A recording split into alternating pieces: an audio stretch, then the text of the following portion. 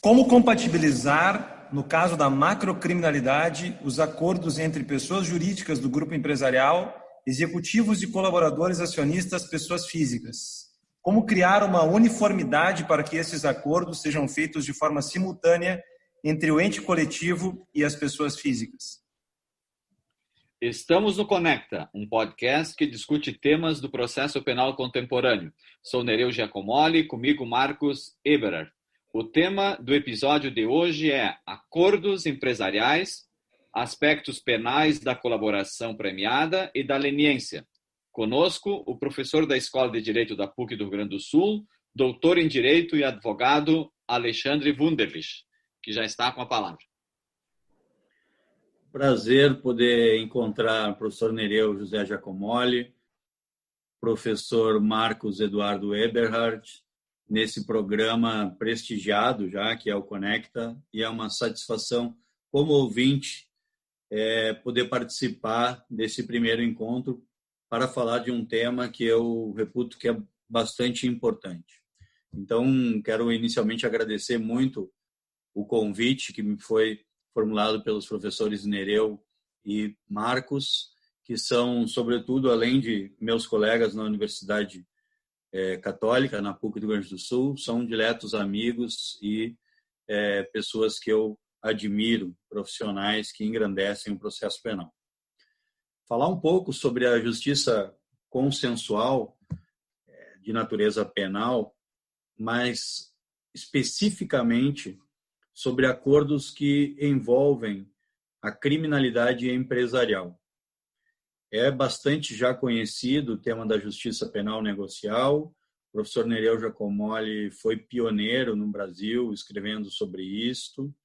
E o tema vem ganhando grande repercussão, sobretudo nessas três dimensões da justiça penal consensual que o Brasil experimentou: a Lei 9.099, a Lei das Organizações Criminosas e as Colaborações Premiadas, e agora, mais recentemente, a Lei Anticrime com o Acordo de Não Persecução Penal.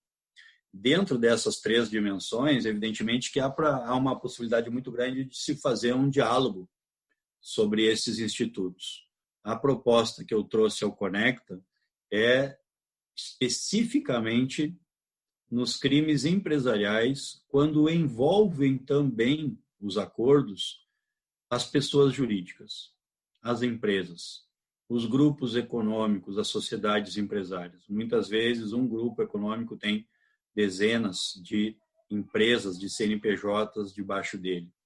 E, por suposto, essas empresas, esses entes coletivos todos, são geridos, administrados por pessoas de carne e osso, por executivos, por diretores, por administradores, e ainda acima deles o corpo diretivo, o corpo de acionistas, etc.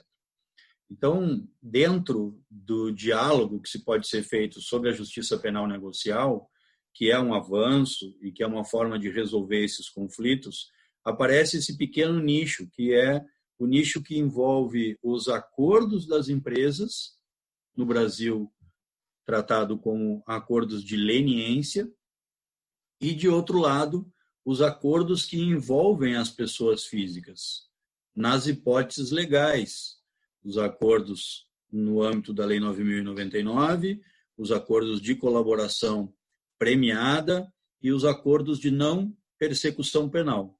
E, além dessas categorias jurídicas de matéria de índole penal, existe também a adesão de pessoas físicas na leniência da pessoa jurídica, os chamados lenientes por adesão. Então, como que funciona isso e como que se pode trabalhar nesse universo a partir de algumas experiências que já são públicas no Brasil? Se nós entrarmos aí no site do Ministério da Transparência, da CGU, nós vamos ver vários acordos de colaboração premiada de executivos e acordos de leniência de pessoas jurídicas. Então, quando há essa dupla via, pessoa jurídica e pessoa física, como se compatibilizam esses interesses e como se leva esses fatos criminosos da pessoa jurídica e das pessoas físicas, tentando dar proteção a todos para que todos fiquem, vamos dizer assim, tutelados sobre o mesmo guarda-chuva ou sobre um acordo, uma capa protetora que dá segurança jurídica às pessoas jurídicas e às pessoas físicas. Esse é um desafio do direito penal empresarial moderno. É evidente que, particularmente, o advogado e o seu cliente podem fazer pontualmente uma colaboração premiada, podem fazer 2 colaborações premiadas em 2 estados, podem fazer um acordo de não persecução penal e responder a um processo contencioso criminal. É evidente que, pontualmente, isso é possível. Mas imaginem o cenário de uma empresa que trabalha em todos os estados do Brasil. Uma empresa que trabalha em 21 países no estrangeiro. E uma empresa que precisa colocar dezenas de CNPJs dentro de um acordo de leniência e, por suposto, dezenas de executivos que querem confessar delitos. Há uma comunhão de vontades que vem desde os acionistas controladores, desde os comandantes das pessoas jurídicas e desde esses executivos que querem todos o mesmo desiderato, que é confessar ilícitos e voltar à zona de licitude. A pessoa jurídica quer fazer um acordo para confessar seus ilícitos e não ser considerada uma empresa inidônea para fins de contratação, e os executivos, nessa mesma linha, querem sanções premiais em troca de ativos que eles possam entregar para contribuir com o Estado na busca de uma persecução penal mais efetiva. Quais são os instrumentos legais que nós temos para isso, então?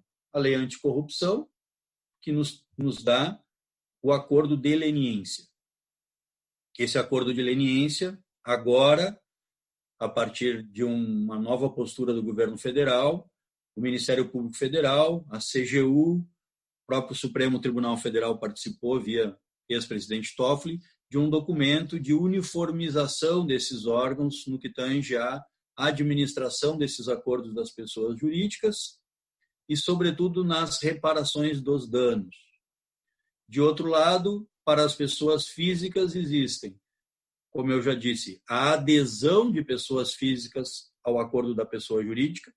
Os clausulados das pessoas jurídicas geralmente dizem o prazo de 120 dias, as pessoas físicas que quiserem aderir na condição de, aspas, prepostos da pessoa jurídica que praticaram ilícitos podem aderir e fazer jus aos benefícios do acordo de leniência.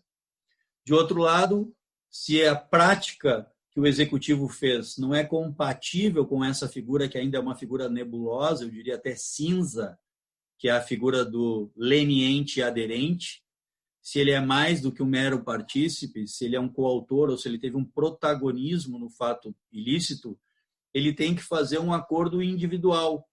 E esse acordo individual pode ser um acordo de não persecução ou uma colaboração premiada. E são acordos diferentes, mas que estão lá no catálogo para que a empresa e seu corpo jurídico possa usar. Pelo que eu tenho visto, agora, mais recentemente, os acordos de leniência estão ensejando, ou seja, sugerindo que os acordos de não persecução penal sejam clausulados para essas pessoas físicas que querem aderir ao acordo de leniência da pessoa jurídica. Então, primeira tomada de decisão é, o corpo diretivo quer que a pessoa jurídica promova um acordo com o Estado. A decisão está tomada. Então, se comunica o órgão público, dizendo, olha, a pessoa jurídica quer fazer um acordo. Mas a pessoa jurídica, para fazer o acordo, não adianta ela ter só capacidade financeira para devolver o valor do ilícito com os agregados, vamos dizer assim. Ela precisa também narrar os fatos. Mas ela só vai conseguir narrar os fatos se as pessoas físicas concordarem. E essas pessoas físicas só vão concordar em narrar os fatos numa investigação interna, numa due diligence, se essas pessoas físicas tiverem assistência jurídica e uma certa garantia de que vão participar do acordo.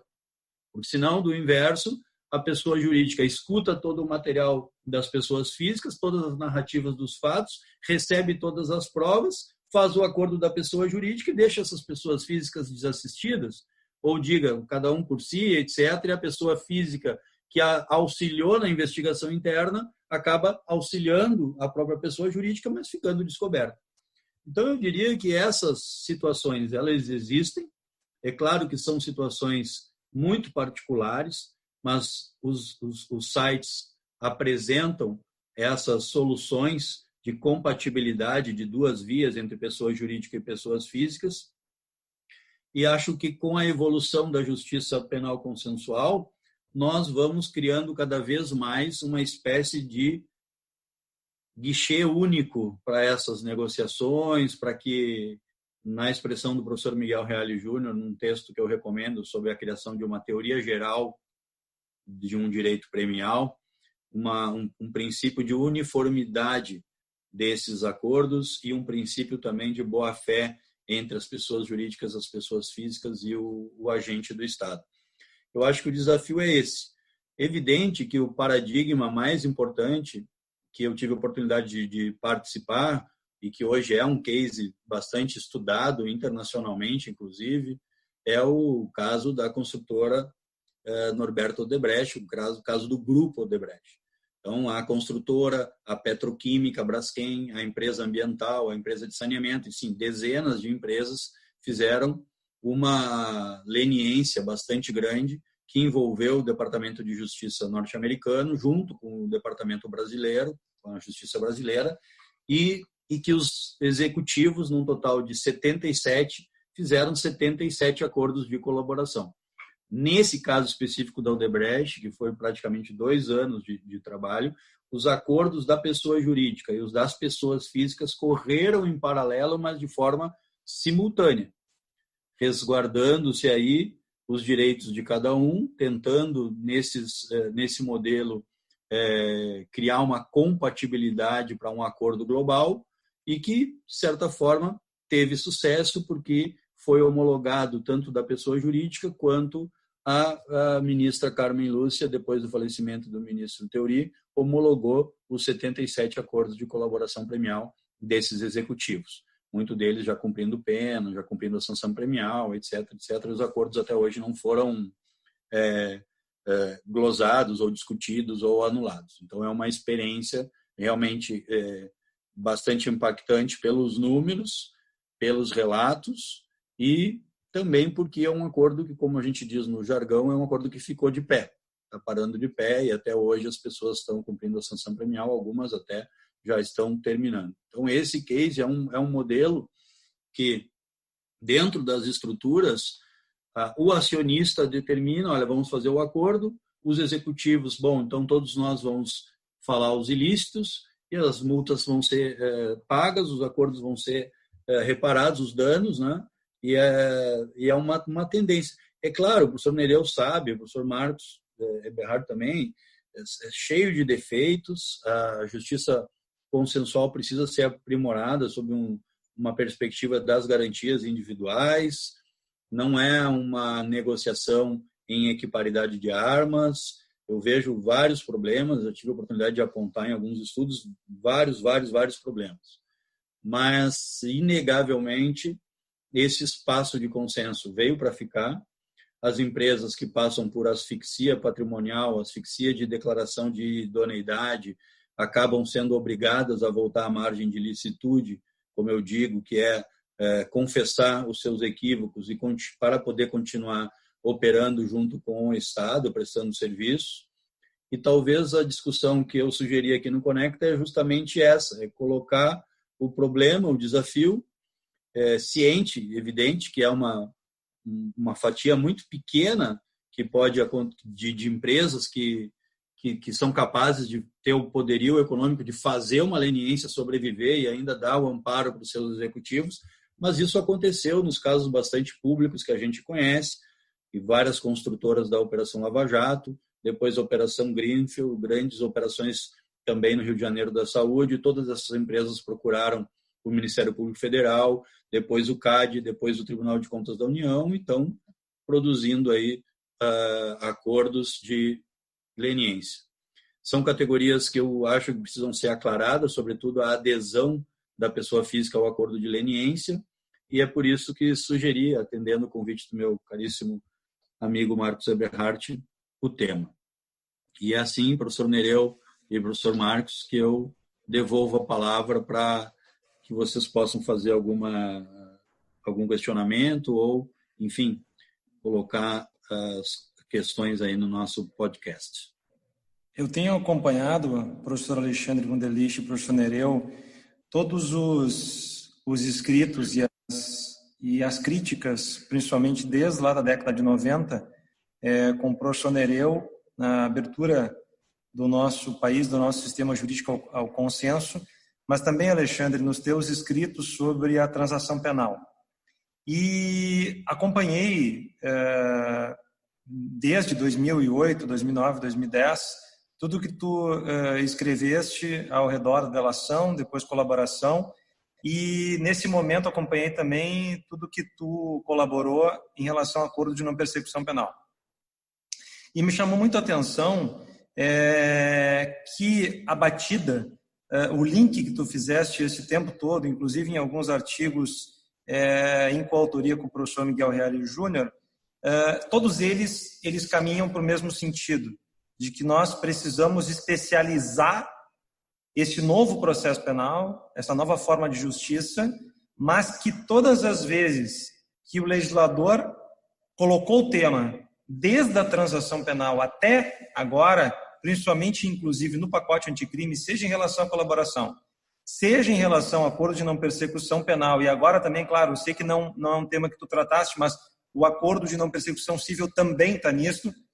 O ponto sempre foi o vazio, e essa é uma expressão que tu utilizou, junto com o professor Miguel Reale Júnior, o vazio que nós temos em relação à legislação. Então, me parece, se eu não estou equivocado, que nós temos uma grande omissão aqui do legislador e, portanto, talvez, além do desafio como advogado, de manter esse equilíbrio entre os entes coletivos no acordo de leniência e a pessoa física nos acordos de não persecução penal ou colaboração, nós temos um desafio ainda maior, que é tentar reduzir toda a problemática de omissão do legislador sem causar danos maiores do que eventualmente um acordo de leniência pode causar, e ainda assim uma empresa, um grupo empresarial, conseguir continuar funcionando, porque esse é o grande desafio.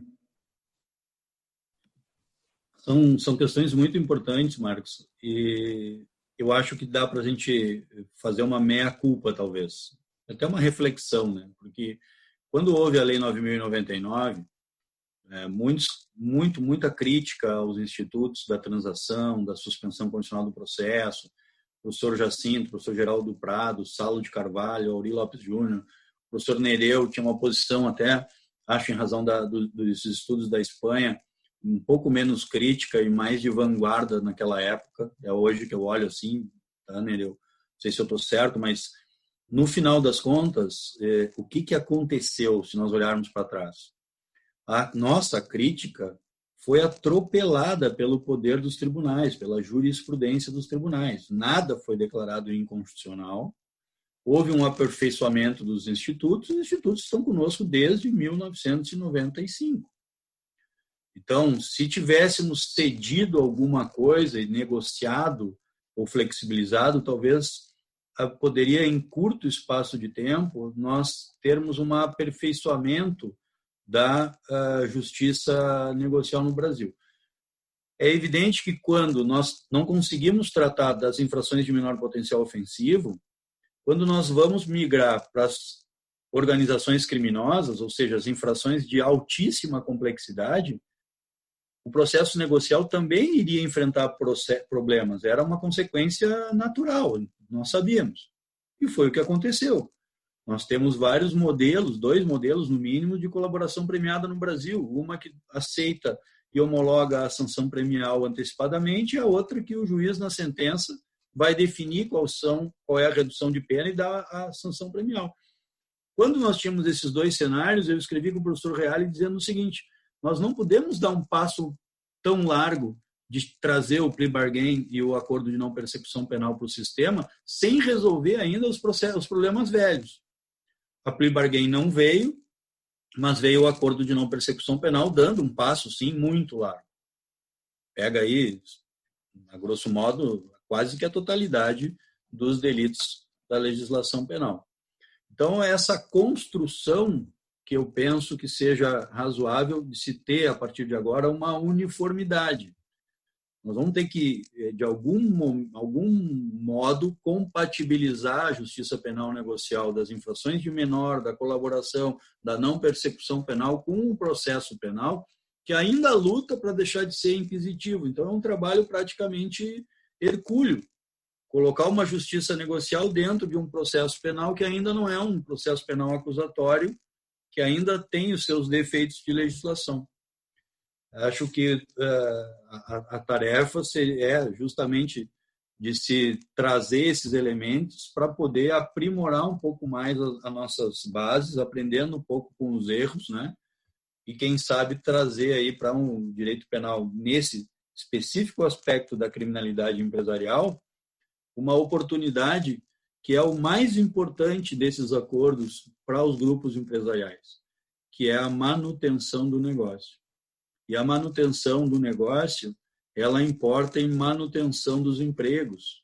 Então, se pega um grupo, por exemplo, como a Odebrecht, que tinha 21 países com obras, tinha 190 mil funcionários.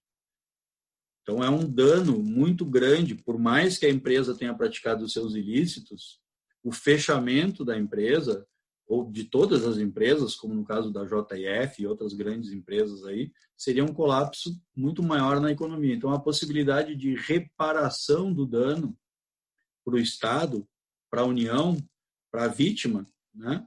E a possibilidade da empresa continuar trabalhando agora em conformidade, mediante monitoramento, por exemplo, e monitoramento do Ministério Público Federal, do Departamento de Justiça americano, porque a empresa com ações abertas em bolsa, esse monitoramento ele não acaba na conduta pós-delicto. Esse custo ele vem para dentro dessa empresa. Então, imagine uma empresa 5, 10 anos pagando o valor da leniência e 5, 10 anos sob o monitoramento.